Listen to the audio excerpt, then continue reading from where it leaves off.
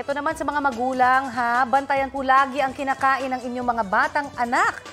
Naku. Balito ko kasi Maricosa del Gallego, Camarines Sur, may batang 2 taong gulang na namatay matapos kumain ng rambutan.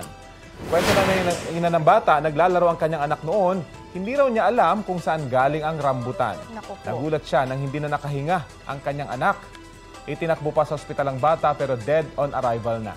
Sa programang Unang Hirit, ibinahagi po ni June Tolentino na isang Certified Emergency Medical Technician ang mga dapat gawin kapag nabulunan ng isang bata. Kung nabulunan po ang bata at hindi kaya iluwa ang nalunok na bagay, gawin agad ang Heimlich maneuver. Ipwesto patayo ang bata at mula po sa likod, ipatong ang kamao at iyakap sa pasyente hanggang sa maabot ang nakatikom na isa pang kamay.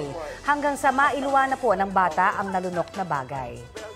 Dapat lahat tayo alam natin yan. Oo, basic actually yan sa mga survival technique. Heimlich maneuver, dapat maituro yan.